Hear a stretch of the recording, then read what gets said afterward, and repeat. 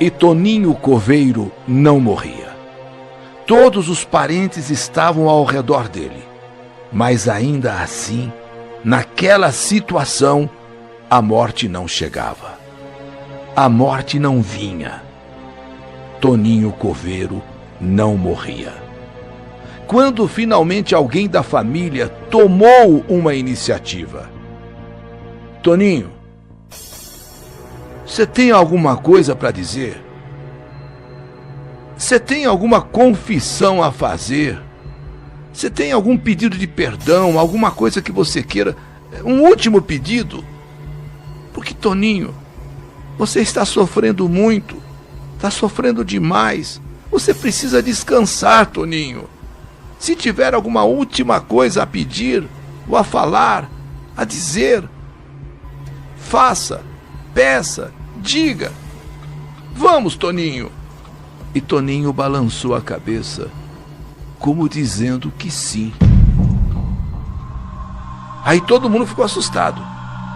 Então ele tinha algo a dizer, ele tem algo a falar. E com muita dificuldade, ele disse que precisava se confessar com o padre para poder morrer em paz, sem um pecado grave que ele trazia na alma há muitos anos. Nessa hora, todo mundo olhou um para o outro como a perguntar: que pecado seria esse? Que pecado que o Toninho Coveiro carrega na alma que não o deixa morrer? Ele está nas últimas, há vários dias, e ele não morre. Que pecado seria esse que o impede de morrer? Vai alguém até a igreja chamar o padre? Por favor, vai alguém chamar o padre, por favor. Ali, entre a família, alguém já foi logo até a igreja, saiu correndo. Foi falar para o padre que viesse confessar o Toninho Coveiro. O Toninho Coveiro tinha algum pecado para confessar, um pecado que não o deixava morrer. Seu padre, por favor, seu padre. E voltou trazendo o padre Mário, que já foi entrando no quarto, e ali todos saíram. Ficaram só o padre, a mulher dele, a dona Maria Aparecida, e o Toninho Coveiro. Maria Aparecida ainda quis sair para deixar os dois sozinhos, o padre e o marido. Mas a pedido dele, o marido, era para ela ficar. E segurando a cabeça de Toninho, o padre chegou bem perto para ouvir a sua confissão. E ele começou a confessar um pecado que nem a esposa poderia imaginar que o marido, o Toninho Coveiro, tivesse cometido. A cidade é pequena. Toninho Coveiro ali sepultou muita gente. Mas o que ninguém sabia é que quando alguém era sepultado e Toninho percebia que alguma coisa de valor ia ser enterrado junto com o defunto, Toninho voltava à noite, desenterrava o caixão e o que fosse de valor, ele pegava como dizendo para si mesmo: afinal, o que o defunto vai fazer com isso? O que vai precisar disso aqui debaixo da terra? E levava então o que pertencia ao defunto embora. Mas o que Toninho Coveiro tinha a confessar, agora que estava morrendo e não conseguia morrer, estava nas últimas e não conseguia de vez ir embora, é que além desta prática de roubar pertences dos mortos, havia uma coisa ainda pior. Dona Albertina, uma senhora de muita idade, conhecida na cidade toda. Quando do seu falecimento, Dona Albertina foi sepultada com a sua aliança de ouro e também uma corrente que ela gostava muito com um crucifixo. E como todo mundo dizia, aquilo era ouro, ouro puro, ouro legítimo. E ela tinha pedido em vida que quando morresse, ela queria ser sepultada com a corrente e o crucifixo e a sua aliança. A família da falecida Dona Albertina concordou, apesar de alguns acharem um absurdo enterrar aquela corrente de ouro, aquele pingente de cruz de ouro, aquela aliança junto ao defunto. Mas o último pedido é sempre o último pedido. E é bom que as pessoas façam o último pedido de uma pessoa quando está prestes a morrer. E assim foi feito. E Toninho, confessando ao padre, conta que naquela noite, depois de ter sepultado Albertina, a exemplo do que costumeiramente fazia, a exemplo do que já tinha acontecido muitas vezes, ele voltou ao cemitério. Ele não tinha medo de cemitério, estava acostumado, não tinha medo de defunto, ele só lidava com isso. Tinha uma prática muito grande em lidar com cadáveres.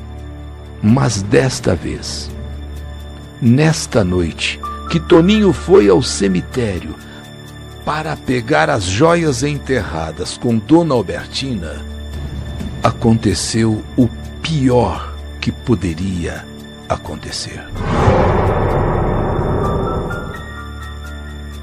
O pior que poderia ter acontecido na vida de Toninho Coveiro. Munido com o enxadão, naquela noite de céu claro e luar, ele sozinho no cemitério. O cemitério é a sua segunda casa. Ele conhece aquele cemitério como a palma da sua mão.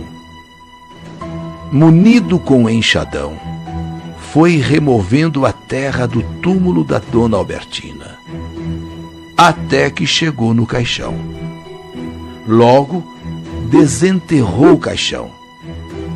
Começou a abri-lo. E já pensando agora naquelas joias, na aliança, no crucifixo, na corrente de ouro, quando ele começa a tirar a tampa do caixão, algo aconteceu impressionante. Me tire daqui! Me tire daqui! Eu tô viva! Me tira daqui! Eu tô viva! Neste momento, Toninho Coveiro deu um grito. A sorte dele é que numa hora daquelas não havia ninguém no cemitério, senão teriam ouvido. Ninguém passava perto do cemitério, porque também teria sido ouvido. Me tire daqui! Eu tô viva!